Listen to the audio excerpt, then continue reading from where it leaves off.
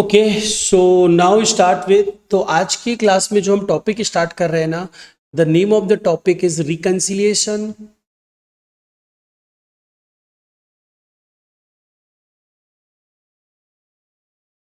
In cost books. देखो, तुम लोगों को अगर याद हो तो तुम लोग बचपन में मतलब क्लास 11 में पढ़ा था बैंक रिकंसिलिएशन स्टेटमेंट। रिकंसिलिएशन जो ये वर्ड होता है ना, इस रिकंसिलिएशन वर्ड की मीनिंग क्या होती है पता है? इस रिकंसिलिएशन वर्ड की मीनिंग होती है verification. Verification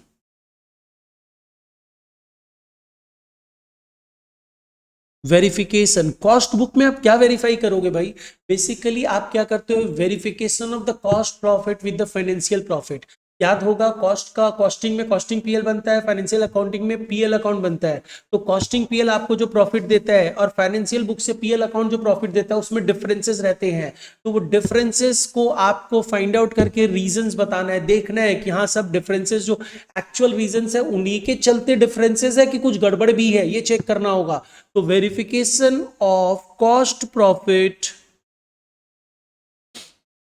verification of cost profit with financial profit. So this is called what? This is called reconciliation in cost books.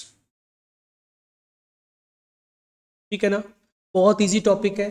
Generally तुम लोगों से ये टॉपिक 5 to 10 मार्क्स के लिए पूछा जाता है।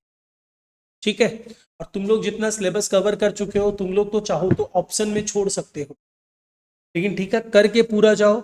ऑप्शन में छोड़ना नहीं छोड़ना वो एट द मोमेंट की बात होगी। तो अब क्वेश्चन ये आता है कि सर करना क्या है इसमें? सबसे पहले तो समझो, अगर हम वेरिफिकेशन करने जा रहे हैं तो ऑब्वियस बात है कॉस्ट प्रॉफिट और फाइनेंशियल प्रॉफिट में कुछ रीजंस रहते होंगे डिफरेंसेस के। तो हमें ये पता होना चाहिए ना, दीज आर द डिफरेंसेस के रीजंस, इसके चलते ही डिफरेंस आता है, ये पता होना चाहिए। तो हम वही पता लगाने की कोशिश कर रहे हैं क्या रीजंस होते हैं। तो पहले उसी को समझिए, reasons of differences between the cost books and the financial books. Reasons of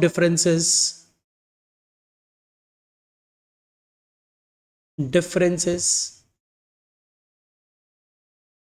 between cost books and financial books. Cost books and financial books में डिफरेंसेस होते हैं, तो what are the reasons of differences वो हमें find out करने हैं। ठीक है, तो वो रीजंस ऑफ डिफरेंसेस आपको फाइंड आउट करने, तो सोचो रीजन ऑफ डिफरेंसेस क्या हो सकते हैं। कुछ रीजंस तो आप लोगों को पता भी है। सपोज कर लो I am taking over your cost accounting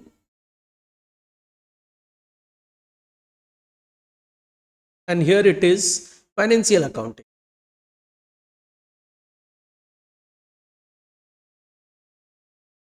तो बेसिकली देर आर 3 रीजंस जिसके चलते cost accounting and financial accounting में डिफरेंसेस होते हैं। और वो क्या डिफरेंसेस है, क्या रीजंस है? Number 1 reason is cost accounting. याद होगा आपको, कॉस्ट अकाउंटिंग कौन से डेटा को कंसीडर करता है? Can anyone answer this? Cost accounting कौन से डेटा को कंसीडर करता है? एस्टिमेटेड डेटा को, बजटेड डेटा को। और फाइनेंशियल अकाउंटिंग कौन से डेटा को कंसीडर करता है? एक्चुअल डेटा को। तो ऑब्वियस बात है डिफरेंस तो होना ही है, राइट? तो ये डिफरेंसेस पूछेगा नहीं, समझाने के लिए बताया जा रहा है।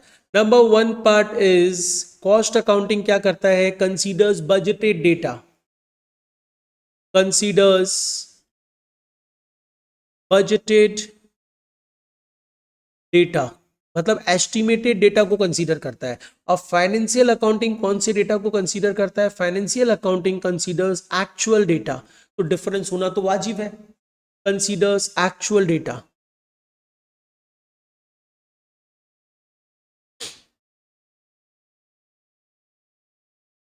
ठीक है, और कोई रीजन ऑफ डिफरेंसेस कोई बताएगा?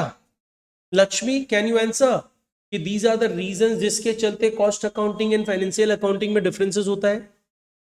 याद करो, कॉस्ट शीट करते समय मैंने आप लोगों को बताया था। तुम बताएगा आदित्य? याद करो कॉस्ट शीट में मैंने क्या बोला था? आप कॉस्ट अकाउंटिंग में प्योरली फाइनेंशियल नेचर आइटम्स नहीं कंसीडर करते हो। Like discount received, interest received etcetera, आप कंसीडर करते हो कि नहीं करते हो? नहीं करते हो, ठीक है ना। तो purely financial nature items cost accounting नहीं कंसीडर करता है, लेकिन फाइनेंशियल अकाउंटिंग तो कंसीडर करता है, राइट। तो चलिए लिख लीजिए, do not consider purely financial nature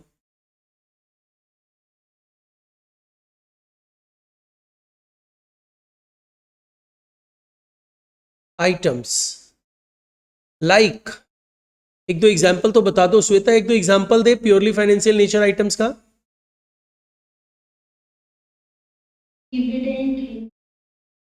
dividend received, interest received,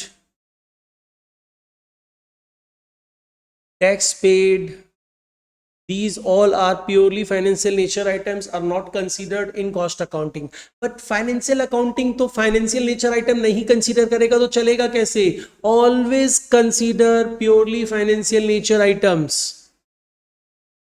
always considers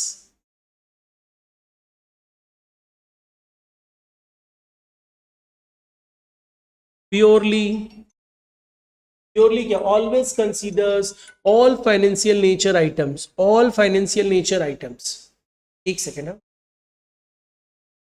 always considers purely क्या, all financial nature items, always considers all financial natures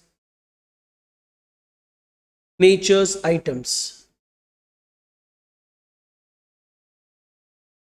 always considers all financial nature items. Obvious बात है, financial accounting है तो financial nature items तो consider करेगा ही, तो क्या इसके चलते डिफरेंस नहीं आएगा? सपोज करो कॉस्ट अकाउंटिंग बोलता है 10,000 का रेंट रिसीव कंसीडर नहीं करेंगे और फाइनेंशियल अकाउंटिंग कंसीडर कर रहा है, तो तुम्हारा 10,000 से तो प्रॉफिट में डिफरेंस आना ही है, राइट। अब अपने आते हैं नेक्स्ट पार्ट।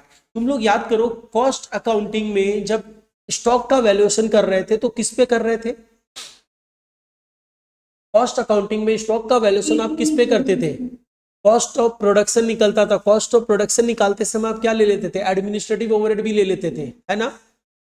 लेकिन यहाँ पे फाइनेंशियल अकाउंटिंग बोलता है स्टॉक वैल्यूएशन करते समय administrative overhead that is a period cost नहीं कंसीडर किया जाता है, तो यहाँ पे डिफरेंस आ जाएगा। अब निशा एक दो चीज समझ में आ रहा है? तुम जो क्वेश्चंस पूछ रहा था उस समय फाउंडेशन वाले बैच में, तो ये भी डिफरेंसेस रहता है, कॉस्ट अकाउंटिंग और फाइनेंशियल अकाउंटिंग में डिफरेंसेस होते हैं। तो यहाँ पे ध्यान दीजिएगा, कॉस्ट अकाउंटिंग स्टॉक को वैल्यू करता है considering period cost like administrative overhead, right. मतलब कॉस्ट ऑफ प्रोडक्शन लेते समय तुम लोग कॉस्ट शीट किए हो, याद करो उसमें तुम लोग एडमिनिस्ट्रेटिव ओवरहेड ले लेते थे। तो stock is valued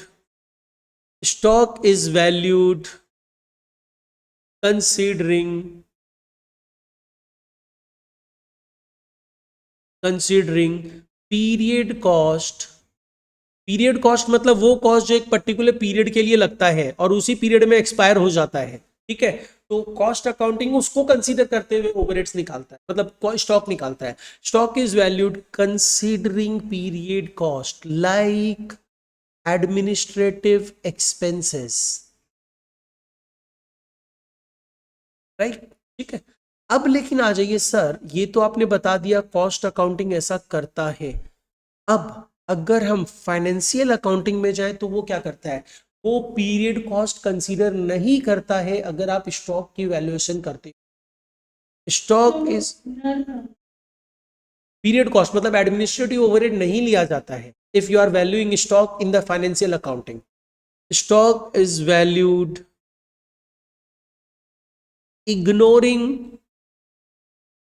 fixed cost, fixed cost नहीं लिया जाता है, सिर्फ कॉस्ट अकाउंटिंग कंसीडर करता है जो बेसिकली डायरेक्ट नेचर एक्सपेंसेस होते हैं उन्हीं को कंसीडर करते हुए वो फाइनेंशियल अकाउंटिंग स्टॉक का वैल्यूएशन करता है। जबकि कॉस्ट अकाउंटिंग बोलता है नहीं, एडमिनिस्ट्रेटिव ओवरहेड भी लेना पड़ेगा आपको कंसीडर करते हुए स्टॉक को। फिक्स्ड कॉस्ट मैंने गलत लिख दिया, एडमिनिस्ट्रेटिव इग्नोरिंग पीरियड कॉस्ट होगा, फिक्स्ड कॉस्ट लिख, ignoring period cost. And period cost का मतलब मैंने अभी अभी क्या बताया? एडमिनिस्ट्रेटिव ओवरहेड, ठीक है।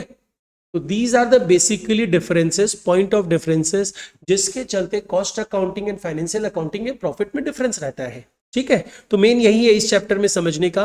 अब अपने आते हैं एक छोटा सा एग्जांपल लो, उसके थ्रू एक चीज मैं आपको समझाता हूं। Supposedly you have cost profit and you have financial profit.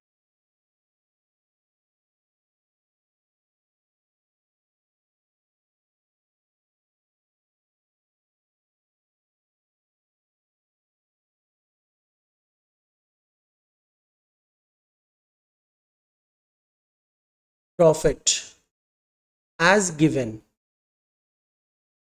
Rupees, suppose कर लो यहां पे है 2 लाख, यहां पे भी है 2 लाख। अब सपोज कर लो मुझे रेंट मिला, रेंट रिसीव्ड,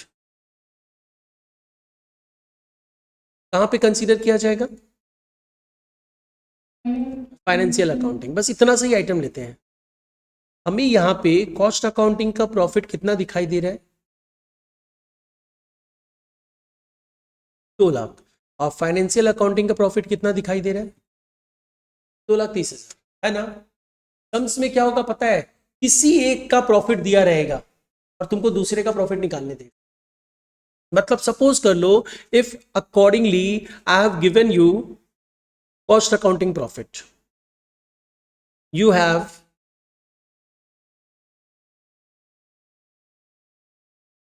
कॉस्ट प्रॉफिट, ठीक है, एंड आपको पता है रेंट रिसीव्ड है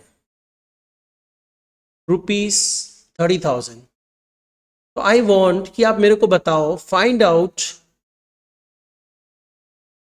फाइनेंशियल प्रॉफिट। आपको फाइनेंशियल प्रॉफिट क्या होगा ये बताना है। तो आप क्या करोगे?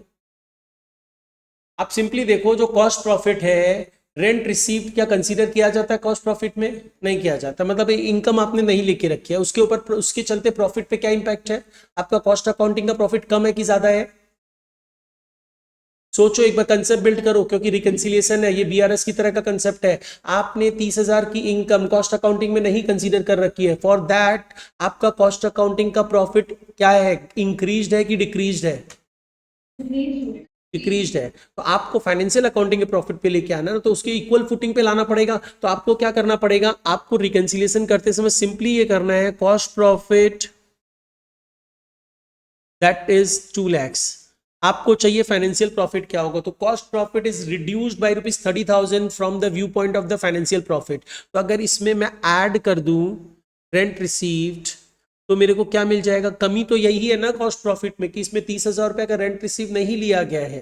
तो मैंने रेंट रिसीव्ड प्लस कर दिया 30,000, तो मेरे को जो अमाउंट मिलेगा, डेस्टिनेशन जो मिलेगा, 2,30,000 मिलेगा, and that is what financial profit.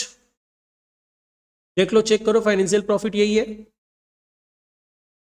और अगर आपको फाइनेंशियल प्रॉफिट से कॉस्ट प्रॉफिट में जाना है, तो इन सच सर्कमस्टांसेस क्या करना होगा? एक सेकेंड, हाँ। फाइनेंशियल प्रॉफिट को कॉस्ट प्रॉफिट में कन्वर्ट करना है, तो आप क्या करोगे? फाइनेंशियल प्रॉफिट और कॉस्ट प्रॉफिट में क्या डिफरेंस है? फाइनेंशियल प्रॉफिट आपका इंक्रीज्ड है 30,000 से, तो टू इक्वल फुटिंग पे लाने के लिए कॉस्ट प्रॉफिट पे आपको क्या करना पड़ेगा? रिड्यूस करना पड़ेगा। मतलब इन सिंपल वर्ड्स आप लोग ध्यान रखना, आपका जो स्टार्टिंग पॉइंट होगा ना, स्टार्टिंग पॉइंट पे देखना क्या इफेक्ट है, वो बढ़ा हुआ है कि घटा हुआ है, उसका उल्टा कर देना। सिंपल सा ये रूल फॉलो करना है। देखो यहाँ पे देखो, कॉस्ट प्रॉफिट मेरा क्या है? फाइनेंशियल प्रॉफिट से 30,000 से कम है, तो इफेक्ट क्या है? मेरा कॉस्ट प्रॉफिट कम है 30,000 से।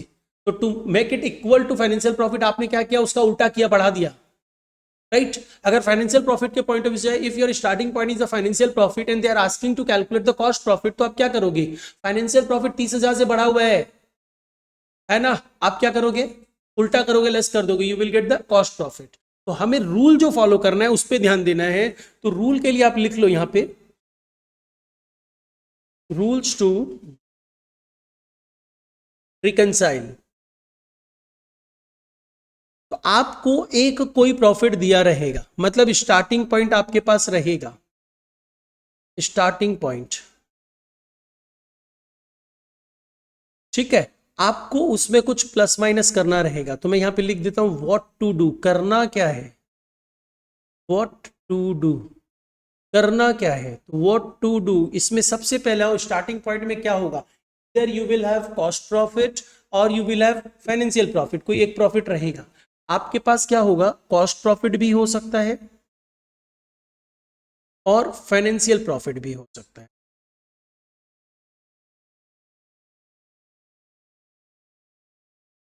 तो आपके पास जो प्रॉफिट होगा वो स्टार्टिंग पॉइंट होगा आपका।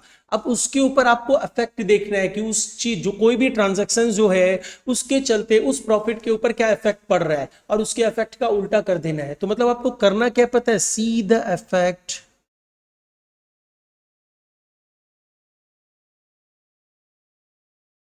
आपको इफेक्ट देखना है and do the opposite, do the opposite.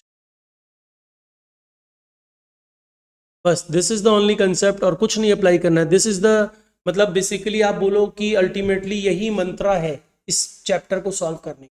आप जिस प्रॉफिट को स्टार्टिंग पॉइंट ले रहे हो उसके ऊपर क्या इफेक्ट है उसका उल्टा ट्रीट कर दो, दैट्स इट, नथिंग एल्स, और कुछ नहीं है इस चैप्टर में। ठीक है, अब मूव करते हैं सम्स के थ्रू। कोई प्रॉब्लम किसी को भी? अच्छा एक सेकेंड, हम शायद कुछ दूसरा ले लिया था, recording in cost box. We are doing year 2012 का सम जो पेज नंबर 111 में है अपने स्टडी मैट में। देखो यहाँ पे सिंस आप रिकंसिलिएशन स्टेटमेंट बना रहे हो तो रिकंसिलिएशन स्टेटमेंट का फॉर्मेट क्या रहता है, इट्स सिंपल स्टेटमेंट का फॉर्मेट।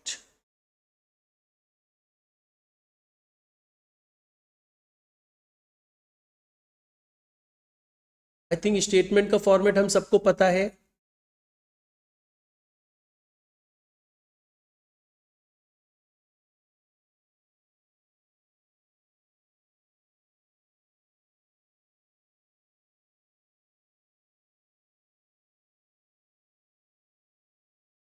ऊपर में you will give the heading reconciliation statement,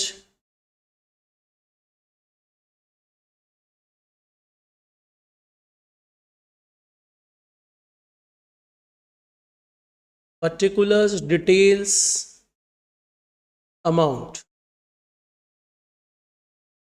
अब आप क्या करोगे, आप सबसे पहले स्टार्टिंग पॉइंट लोगे।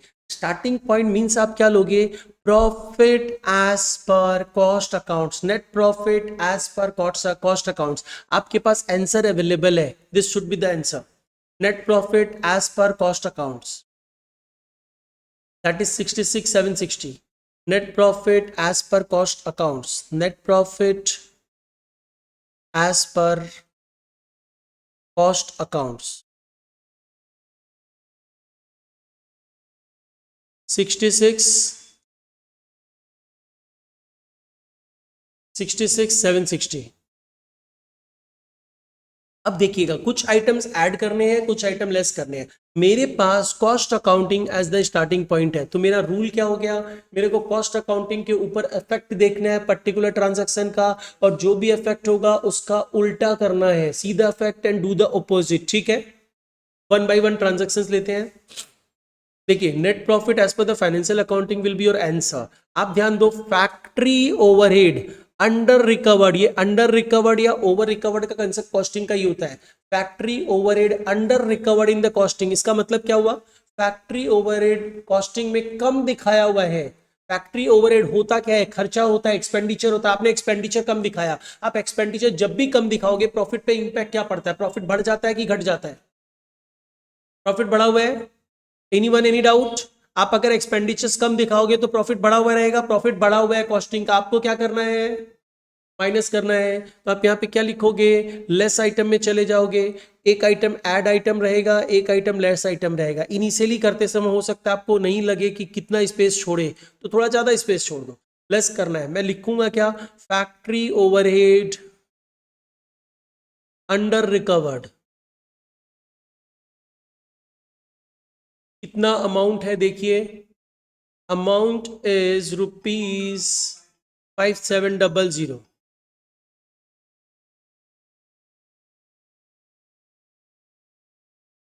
अच्छा इसमें देखो एक्चुअली ना मेरे को लग रहा है यहाँ पे कुछ प्रॉब्लम है, क्योंकि depreciation charge in financial accounts दिया हुआ है but depreciation charge in cost accounts नहीं दिया हुआ है। तो यहाँ पे एक पार्ट इंक्लूड करो आप लोग, तो ये आंसर मैच नहीं करेगा, इसको हम लोग हटा दे रहे हैं। Depreciation charge in cost accounts, तो कॉस्ट अकाउंट्स में जो डेप्रिसिएशन चार्ज है दैट इज सपोज कर लो 3160 है, ठीक है, क्योंकि ये इन्फॉर्मेशन होनी चाहिए।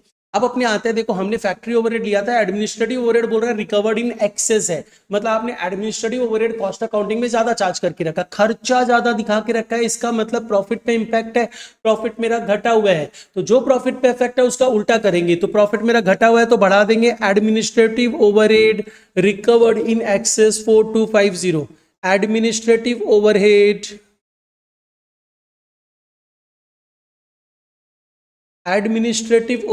recovered in excess,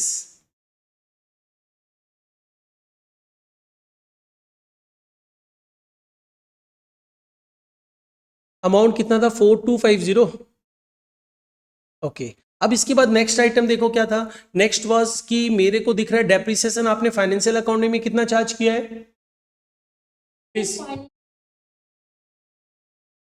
हाँ क्योंकि वो मैच नहीं करेगा ना, क्योंकि एक्चुअली में जो ये डेप्रिसिएशन वाला पार्ट लेते हुए आंसर था ना, तो ये तो अपना मैच करना ही नहीं है, क्योंकि अब अपने मन से हम कोई डेटा दे रहे हैं तो अपना आंसर निकलेगा। हम यहाँ बता रहा था ये जो दिया हुआ था तुम लोग का आंसर से मैच कर जाता जो फाइनेंशियल अकाउंटिंग का प्रॉफिट निकलता, तो लेकिन अब मेरे को अपने को तो डेटा हम अपने मन से दिया है, तो इन सच सर्कमस्टांसेस ये मैच नहीं करेगा, ये हम बताया इसलिए काट दिया, अपना आंसर आ जाएगा जो भी आएगा।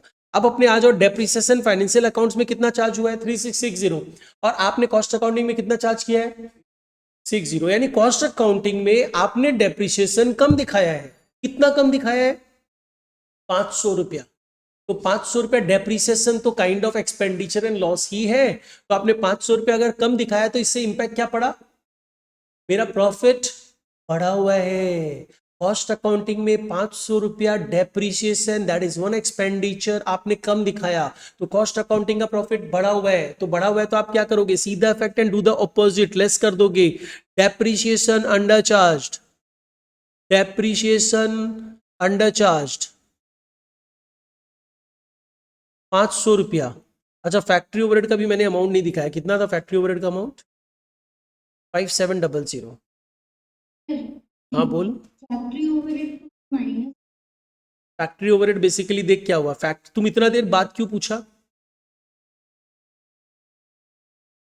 चलो मैं आंसर दे रहा है, फैक्ट्री ओवरहेड आपने अंडर रिकवर्ड किया, अंडर रिकवर्ड मतलब फैक्ट्री ओवरहेड आपने कम दिखाया है कॉस्ट अकाउंटिंग में, तो कॉस्ट अकाउंटिंग में एक खर्चा कम दिखाया है, आप कभी भी एक्सपेंडिचर फाइनेंशियल अकाउंटिंग तो आपका किया हुआ है, कभी भी कोई एक्सपेंडिचर आप कम दिखाओगे तो उससे प्रॉफिट पे क्या इंपैक्ट पड़ेगा, एक्सपेंडिचर का इनवर्स इफेक्ट रहता है प्रॉफिट के ऊपर, इनकम का डायरेक्ट इफेक्ट रहता है प्रॉफिट के ऊपर, ये तो पता है ना। आपने अगर फैक्ट्री ओवरहेड दैट इज एक एक्सपेंडिचर आपने कम दिखाया तो उसके चलते प्रॉफिट पे क्या इफेक्ट पड़ा, प्रॉफिट मेरा बढ़ा हुआ है, प्रॉफिट मेरा बढ़ा हुआ है, तो मैंने तो रूल क्या लिखाया था सी the effect and do the opposite, ठीक है ना। तो आप यहां पे क्या करोगे, प्रॉफिट बढ़ा हुआ है तो आपने लेस कर दिया, समझ में आया जयंती। चलिए नेक्स्ट आइए, interest received but not included in the cost accounts, इसका क्या इंपैक्ट है, इंटरेस्ट मिला, इंटरेस्ट तो प्योरली फाइनेंशियल नेचर आइटम है, आपने उसे पीएल में दिखाया होगा, कॉस्ट अकाउंटिंग में नहीं दिखाया, कॉस्ट अकाउंटिंग में इनकम नहीं दिखाई हुई है, इनकम का डायरेक्ट इंपैक्ट रहता है प्रॉफिट के ऊपर, अगर आपने इनकम नहीं दिखाई है तो इसका प्रॉफिट के ऊपर क्या इफेक्ट है, प्रॉफिट मेरा कम है, आप क्या करोगे उल्टा ट्रीट करोगे, मतलब बढ़ा दोगे, interest not included, interest received not included, amount was 450। अब आइए next one, income tax, income tax provided in financial books कितना 230 रुपया, इनकम टैक्स आपने कॉस्ट अकाउंटिंग में तो दिखाते भी नहीं हो, तो अल्टीमेटली क्या इफेक्ट पड़ा कि मेरा कॉस्ट अकाउंटिंग में एक एक्सपेंडिचर नहीं दिखाया गया है, इनकम टैक्स आपने दिखा रखा है फाइनेंशियल बुक्स में, इनकम टैक्स दिखाओगे तो क्या करोगे, प्रोप्राइटरशिप में ड्राइंग्स होता है इनकम टैक्स, यहाँ पे ये नहीं है कि प्रोप्राइटरशिप है, तो इनकम टैक्स आपने अगर ये फाइनेंशियल बुक्स में दिखाया तो वहां का प्रॉफिट कम हो गया, लेकिन आपने कॉस्ट अकाउंटिंग में नहीं दिखाया, मतलब कॉस्ट अकाउंटिंग में एक एक्सपेंडिचर नहीं दिखाया हुआ है। तो कॉस्ट अकाउंटिंग में एक्सपेंडिचर नहीं दिखाया हुआ है तो प्रॉफिट में क्या इंपैक्ट है? प्रॉफिट बढ़ा हुआ है, प्रॉफिट बढ़ा हुआ है तो आप क्या करोगे? लेस कर दोगे। इनकम टैक्स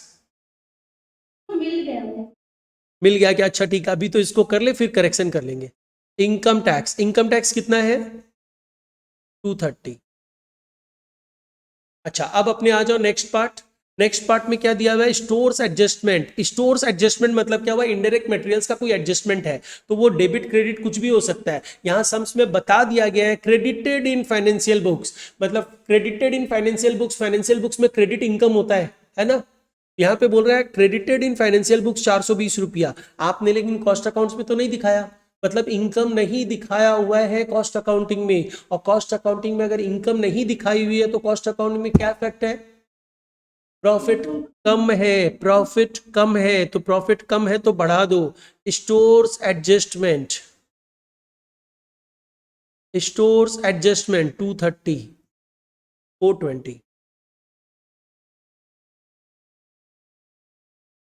अच्छा नेक्स्ट आओ, नेक्स्ट इसके बाद क्या दिया हुआ है? बोल रहे dividend apportioned in the financial books. Dividend apportioned in financial books मतलब डिविडेंड आपने दिया, अपोर्शन मतलब डिस्ट्रीब्यूट करना, तो आपने डिविडेंड दिया। फाइनेंशियल बुक्स में तो डिविडेंड देते ही है, डिविडेंड पेड तो होगा ही, तो डिविडेंड पेड किया। फाइनेंशियल बुक्स बोल रहे हैं आपका कॉस्ट बुक्स में वो नहीं दिखाते हैं क्योंकि ये प्योरली फाइनेंशियल नेचर आइटम्स है। तो डिविडेंड अपोर्शनड मतलब डिविडेंड पेड होता है, डिविडेंड रिसीव्ड मतलब डिविडेंड इनकम होती है, दोनों ही प्योरली फाइनेंशियल नेचर आइटम्स है। यहां पे बोला जा रहा है डिविडेंड अपोर्शन 860 रुपया का, मतलब फाइनेंशियल बुक्स में खर्च दिखाया हुआ है जो कॉस्ट अकाउंटिंग में नहीं दिखाया हुआ है। तो कॉस्ट अकाउंटिंग में क्या इफेक्ट है? डिस्ट्रीब्यूशन। अपोर्शन मींस डिस्ट्रीब्यूशन, मतलब it is an expenditures for you, dividend जो अपने पे करते हैं। तो डिविडेंड पे करोगे तो एक्सपेंडिचर है, कॉस्ट अकाउंटिंग दिखाता नहीं है। तो कॉस्ट अकाउंटिंग में अगर आप एक्सपेंडिचर नहीं दिखाया हो तो उस पर इंपैक्ट क्या है? कॉस्ट अकाउंटिंग का प्रॉफिट बढ़ा हुआ है, घटा दो।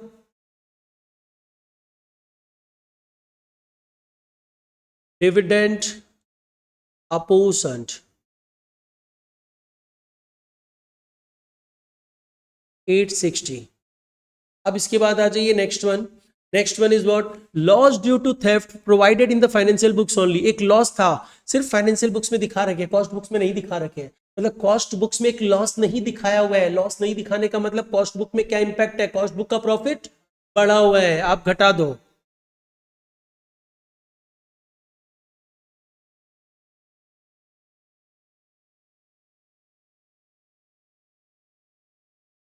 ठीक है, अब आप एक काम करिए, अब कुछ नहीं करना है, सब चीज आपने ले ली है। अब इसको टोटल को ऐड करिए, इससे लेस करिए, you will get the financial accounts profit. तो ये कितना हो रहा है देखिए, 4250 प्लस 450 प्लस 420, दैट इज 5120 ना।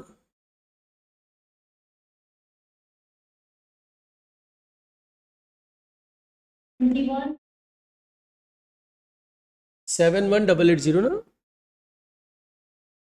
इसके बाद लेस करना है हमें, लेस में क्या क्या करना है देखिए, 5700,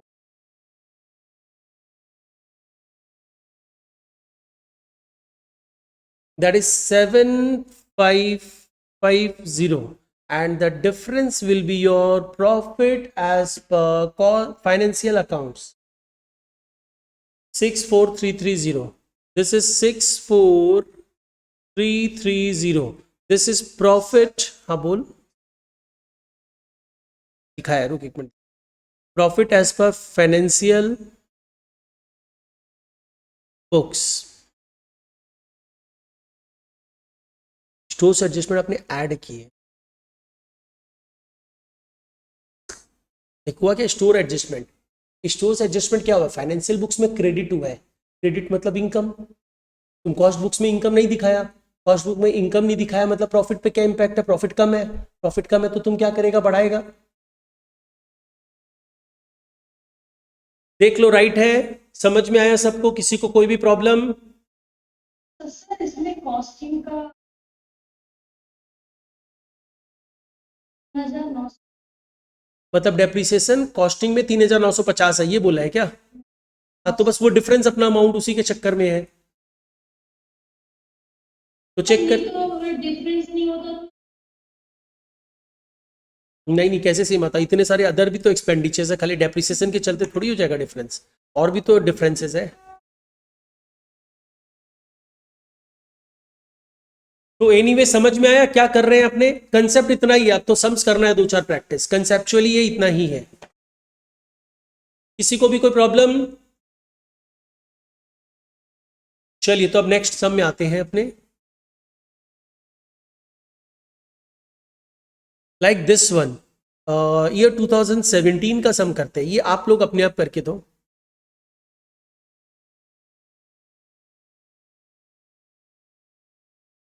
वैसे देखो सीयू क्या करता है, exactly same type of some उठा के दे दिए तुम लोग।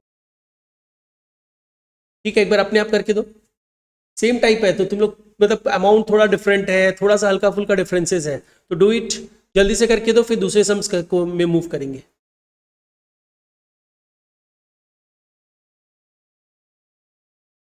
चेक करो यहाँ पे क्या हुआ है, we have cost accounting profit, right, we have cost accounting profit is 66,760, क्या प्लस होगा क्या माइनस होगा मैं यहाँ बता रहा हूँ। तो मेरे को कॉस्ट अकाउंटिंग के ऊपर जो भी इफेक्ट है उसका उल्टा करना है, तो मेरे को बोल रहा है फैक्ट्री ओवरहेड अंडर रिकवर्ड है, मतलब फैक्ट्री का खर्चा कम दिखाया हुआ है, खर्चा कम दिखाने से प्रॉफिट पे क्या इंपैक्ट है, प्रॉफिट बढ़ा हुआ है, आप क्या करोगे, लेस कर दोगे, ठीक है ना, माइनस होगा। अब इसके बाद आइए, एडमिनिस्ट्रेटिव ओवरहेड आपने ज्यादा दिखा के रखा है, खर्चा ज्यादा दिखा के रखा है, प्रॉफिट कम है तो बढ़ा दोगे, जहां डाउट लगे प्लीज पूछते रहना। अब बोल रहे depreciation charge in financial books, depreciation charge in costing, तो आप फाइनेंशियल बुक्स में जो चार्ज किए हो 3660 चार्ज किए हो, कॉस्टिंग में चार्ज किए हो 3950, इफेक्ट क्या है, कॉस्टिंग में डेप्रिसिएशन 290 रुपए ज्यादा दिखाया हुआ है, डेप्रिसिएशन मतलब एक खर्चा ज्यादा दिखाया हुआ है, खर्चा ज्यादा दिखाने का मतलब प्रॉफिट पे क्या इफेक्ट है, प्रॉफिट कम है, तो आप क्या करोगे, ऐड कर दोगे, 290 रुपया ऐड करोगे। जयंती समझ में आ रहा है ना? चलिए नेक्स्ट आइए, इंटरेस्ट रिसीव्ड आप कॉस्ट अकाउंटिंग में नहीं कंसीडर करते हो because it's a purely financial nature item, तो इससे इफेक्ट क्या पड़ा, प्रॉफिट मेरा, इनकम मेरा कॉस्ट अकाउंटिंग में नहीं कंसीडर्ड है, मतलब इनकम नहीं कंसीडर्ड है, प्रॉफिट घटा हुआ है, प्रॉफिट घटा हुआ है तो आप क्या करोगे, बढ़ा दोगे। Income tax provided in the financial books, income tax एक एक्सपेंडिचर है जो आपने कॉस्टिंग में नहीं दिखाया, खर्चा नहीं दिखाया, मतलब प्रॉफिट बढ़ा हुआ है, प्रॉफिट बढ़ा हुआ है तो आप क्या करोगे, लेस करोगे। Interest credited in the financial books, तो बैंक के इंटरेस्ट आप कॉस्टिंग में नहीं दिखाते हो क्योंकि ये प्योरली फाइनेंशियल नेचर आइटम है, तो आपने बैंक इंटरेस्ट 230 रुपया नहीं दिखाया है कॉस्टिंग में, मतलब एक इनकम नहीं दिखाई है, और इनकम नहीं दिखाने से क्या इफेक्ट पड़ा, प्रॉफिट मेरा घटा हुआ है, आप क्या करोगे, बढ़ा दोगे। Stores adjustment credited in financial books, मतलब इनकम है फाइनेंशियल बुक्स में जो आपने कॉस्टिंग में नहीं कंसीडर कर रखी है, यानी कॉस्टिंग का प्रॉफिट घटा हुआ है, बढ़ा दोगे। डेप्रिसिएशन ऑन स्टॉक, तुम लोग बोलेगा सर डेप्रिसिएशन ऑन स्टॉक तो होता नहीं है, ठीक है लिख दिया तो हम लोग क्या करें, डेप्रिसिएशन ऑन स्टॉक मतलब revaluation of stock, downward revaluation, stock का वैल्यू कम हुआ है, लेकिन हमने फाइनेंशियल अकाउंट्स में दिखाया है, मतलब कॉस्ट अकाउंट्स में नहीं दिखाया है। कॉस्ट अकाउंट्स में अगर आपने खर्चा नहीं दिखाया तो कॉस्ट अकाउंटिंग का प्रॉफिट बढ़ा हुआ है, आप क्या करोगे, लेस कर दोगे। डिविडेंड अप्रोप्रिएटेड, अप्रोप्रिएशन मतलब डिस्ट्रीब्यूशन, आपने डिविडेंड डिस्ट्रीब्यूट किया है फाइनेंशियल अकाउंट्स में 1200 रुपया, कॉस्ट अकाउंटिंग में नहीं दिखाया है, तो कॉस्ट अकाउंटिंग में खर्च नहीं दिखाया हुआ, मतलब कॉस्ट अकाउंटिंग का प्रॉफिट बढ़ा हुआ है, आप क्या करोगे, लेस कर दोगे। लॉस कॉस्ट अकाउंटिंग में नहीं दिखाया हुआ है, प्रॉफिट बढ़ा हुआ है, लेस कर दोगे। तो देखो अल्टीमेटली प्लस माइनस करके जो आपका 6,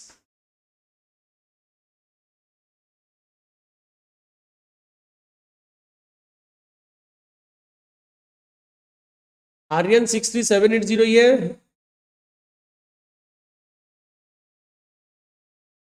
जयंती, अदिति, श्वेता,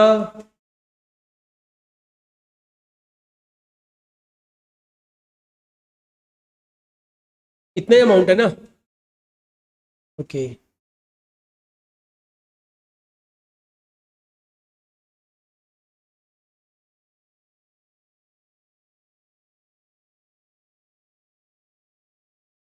निशा चेक करके बता क्या आंसर है, क्योंकि यहाँ पे जो आदित्य बोल रहा है उसका कुछ और आंसर आ रहा है, तुम लोग सबका यही आ रहा है क्या, 63780?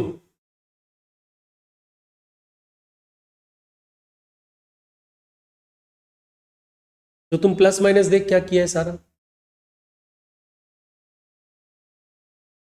अच्छा सभी कोई कंफर्म कर दो तो 63780 ये क्या कि कुछ और है। Aditi there is some calculation mistake Aditya. हाँ फैक्ट्री ओवरहेड तुम देख क्या क्या ऐड किया है पहले ये देख। एक 2015 का सम डिफरेंट वैरायटी ये पूछा जा सकता है। क्या पूछा जा सकता है, तुमको ट्रेडिंग एनपीएल दे दिया है मतलब फाइनेंशियल प्रॉफिट यू हैव, है ना। अब कॉस्टिंग का प्रॉफिट निकालना पड़ेगा, उसके लिए क्या करो कॉस्ट शीट बना दो। चलो कॉस्ट शीट बनाते हैं। देखो लिख भी दिया है, स्टेटमेंट बना के दो, statement indicating the net profit. तो पहले कॉस्ट शीट बनाइए, कॉस्ट शीट बनाइए, चलिए स्टार्ट करिए।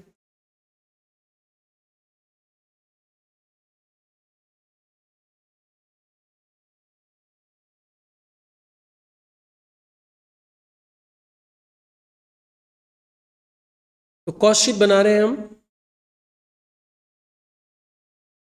2015 का सम है।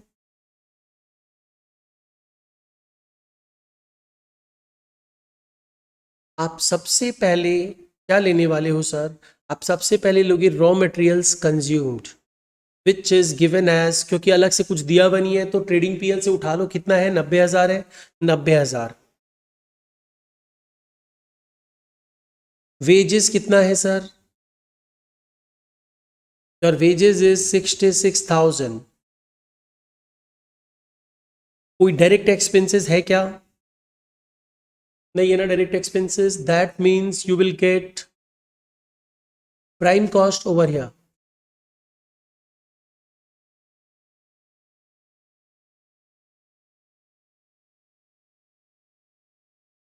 $1,56,000 will be your prime cost. अब now add factory overhead का फैक्ट्री ओवरहेड ऐड करोगे and the factory overhead will be अलग से दिया हुआ है because it's a cost accounting. Works overhead have been absorbed at ₹2 at ₹7 per unit produced. Anyone can answer unit produce कितनी है। Unit produce के लिए आप क्या फॉर्मूला यूज करते थे, opening stock plus production minus closing stock equal to unit sold. There is no opening stock over here. Production पता करना है तो क्या करें, यूनिट सोल्ड में अगर मैं क्लोजिंग स्टॉक प्लस कर दूं तो मतलब 4,800 प्लस 1,200 मतलब टोटल 6,000 यूनिट्स आपने प्रोड्यूस की है, राइट ना। किसी को कोई प्रॉब्लम,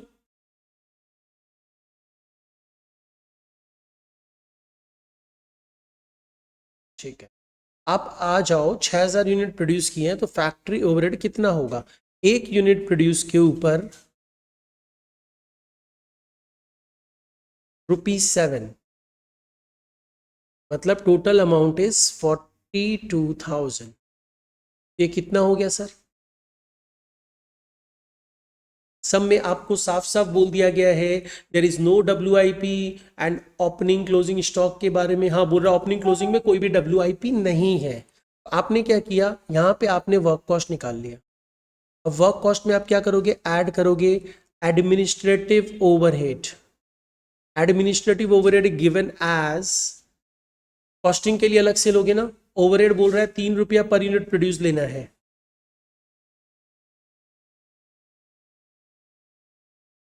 $18,000, 2,16,000। अब क्या करें sir,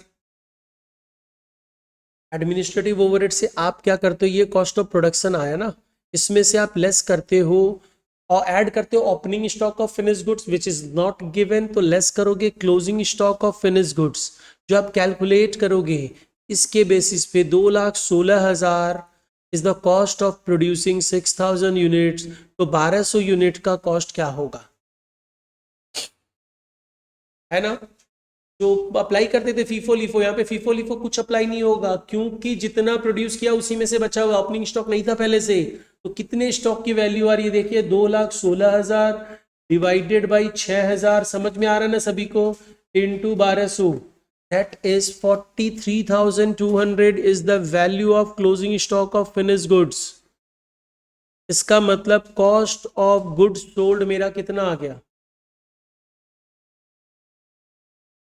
172,800, this is cost of goods sold. अब ध्यान दीजिए सेलिंग एक्सपेंसेस नहीं है तो इसका मतलब यही मेरा कॉस्ट ऑफ सेल्स भी हो जाएगा।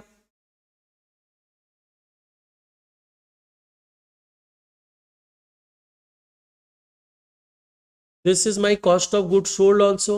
ठीक है, अब मुझे क्या करना है, मुझे अल्टीमेटली प्रॉफिट चाहिए।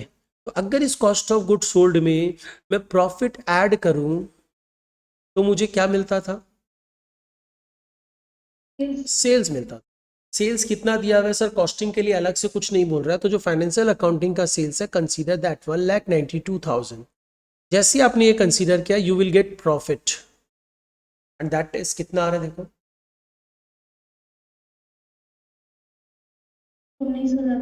19,200।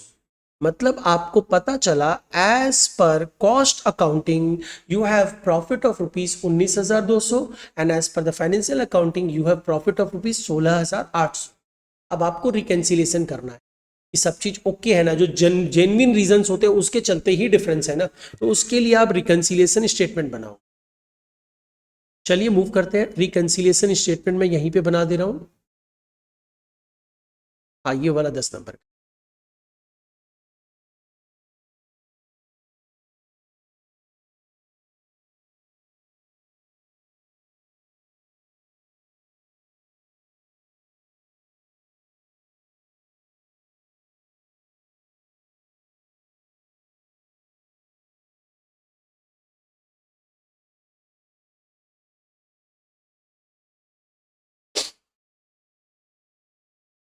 रिकंसिलिएशन स्टेटमेंट, इसमें सबसे पहले आप क्या लेने वाले हो, देखो आप कोई भी एक प्रॉफिट ले सकते हो because you have both the profits, ठीक है, लेकिन आपने दो सम कॉस्ट प्रॉफिट को लेके कर लिया है, तो एक बार हम लोग स्टार्टिंग में ले लेते हैं यहाँ पे profit as per financial books. As per financial books हमारा प्रॉफिट कितना है 16,800 है, आपने लिया। अब उसमें कुछ अमाउंट को आप ऐड करना है, कुछ को लेस करना है, तो देखिए क्या करना है, वन बाय वन समझिएगा।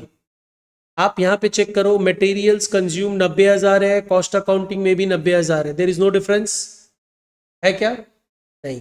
वेजेस कॉस्ट अकाउंटिंग में 66,000 है, फाइनेंशियल अकाउंटिंग में 66,000 है। वर्क ओवरहेड कॉस्ट अकाउंटिंग में नहीं, फाइनेंशियल अकाउंटिंग में 48,000 है, कॉस्ट अकाउंटिंग में 42,000 है। तो वर्क्स ओवरहेड कॉस्ट अकाउंटिंग में 6,000 रुपया कम दिखाया हुआ है और फाइनेंशियल अकाउंटिंग में क्या दिया हुआ है 6,000 ज्यादा दिखाया हुआ है। आपके पास स्टार्टिंग पॉइंट फाइनेंशियल अकाउंटिंग है, तो फाइनेंशियल अकाउंटिंग के पॉइंट ऑफ व्यू से सोचो, फाइनेंशियल अकाउंटिंग में 6,000 रुपया खर्चा ज्यादा दिखाया हुआ है, और खर्चा ज्यादा दिखाने से इफेक्ट क्या है प्रॉफिट के ऊपर, प्रॉफिट खर्चा ज्यादा दिखाने से प्रॉफिट कम है, प्रॉफिट कम है तो आप क्या करोगे, सीधा effect and do the opposite, बढ़ा दोगे। Works overhead over recovered in financial books 6,000 रुपया, ठीक है। कोई प्रॉब्लम किसी को, इस बार आप फाइनेंशियल अकाउंटिंग को स्टार्टिंग पॉइंट लियो तो फाइनेंशियल अकाउंटिंग के पॉइंट ऑफ व्यू से सोचोगे सारा। अब आइए वर्क्स ओवरहेड का काम खत्म, एडमिनिस्ट्रेटिव ओवरहेड मैंने फाइनेंशियल बुक्स में 12,000 दिखा के रखा है, कॉस्ट बुक्स में ये 18,000 है, यानी फाइनेंशियल बुक्स में 6,000 का खर्चा आपने कम दिखा के रखा है, फाइनेंशियल बुक्स में 6,000 का खर्चा कम दिखा के रखा है। खर्चा कम दिखाने से प्रॉफिट बढ़ा हुआ है, और प्रॉफिट बढ़ा हुआ है तो आप क्या करोगे, माइनस करोगे। एडमिनिस्ट्रेटिव ओवरहेड अंडर रिकवर्ड 6,000, ये लेस होगा, मैंने एड लेस नहीं लिख के इस तरह कर दे रहा हूं मैं। नेक्स्ट आइए, नेक्स्ट इज, ये तो डेबिट आइटम तो सारा हो गया। अब अपने आइए और क्या क्या चीज है, और मेरे को देखना है सर, सेल्स तो ठीक है कॉमन है। अब क्लोजिंग स्टॉक, क्लोजिंग स्टॉक क्या हुआ है देखो, कॉस्ट अकाउंटिंग में क्लोजिंग स्टॉक 43,200 है, और फाइनेंशियल अकाउंटिंग में 40,800 है, यानी फाइनेंशियल अकाउंटिंग में आपने स्टॉक को, क्लोजिंग स्टॉक को कम दिखाया है, कितना कम दिखाया है? 2400, है ना। और क्लोजिंग स्टॉक जो होता है क्रेडिट साइड में दिखाया जाता है, मतलब it is a kind of income. तो आपने फाइनेंशियल अकाउंटिंग में इनकम कम दिखा के रखी है, आपने फाइनेंशियल अकाउंटिंग में इनकम कम दिखा के रखी है। और अगर इनकम कम दिखा के रखी है तो इससे इफेक्ट क्या पड़ा? बताओ बताओ आर्यन, क्या इफेक्ट पड़ेगा? अगर फाइनेंशियल अकाउंटिंग में आपने प्रॉफिट कम दिखा के रखा है तो फाइनेंशियल अकाउंटिंग का प्रॉफिट कम है, इनकम का डायरेक्ट रिलेशन रहता है, एक्सपेंडिचर का इनवर्स रिलेशन रहता है। तो आपने बेसिकली क्या कर रखा है, इनकम कम दिखा के रखी है फाइनेंशियल अकाउंटिंग में, मतलब फाइनेंशियल अकाउंटिंग का प्रॉफिट कम है। तो फाइनेंशियल अकाउंटिंग का प्रॉफिट कम है तो आप क्या करोगे, उसे इंक्रीज करेंगे। इंक्रीज करोगे। तो यहां पे क्या लिखोगे, closing stock under valued, closing stock under valued. Amount कितना था, 2400 ना, और तो कुछ एडजस्टमेंट करना नहीं है, सारा इफेक्ट लिया जा चुका है। तो देखो अब आप इसको अगर एडजस्ट करोगे तो देखो फाइनली आपको एक आंसर मिलेगा जो कितना आ जाएगा, 19,200। This must be profit as per cost books. तो चेक करो तुम्हारे पास तो कॉस्ट बुक्स भी है, आंसर मैच कर रहा है क्या? मैच कर रहे हैं ना?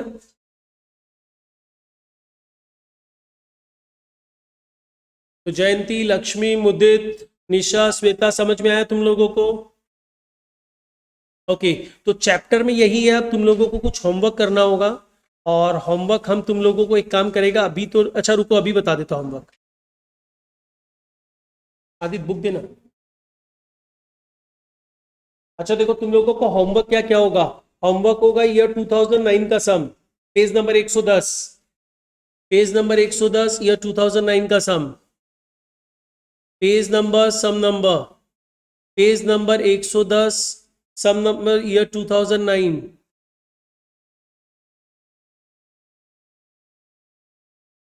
उसके अलावा आप लोग आ जाना पेज नंबर 104 सम नंबर 123, 123, ये आराम से हो जाएगा, ये कंप्लीट कर लेना, ठीक है।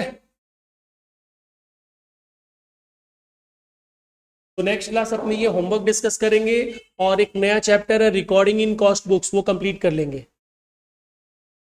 ओके चलो टेक केयर, बाय बाय।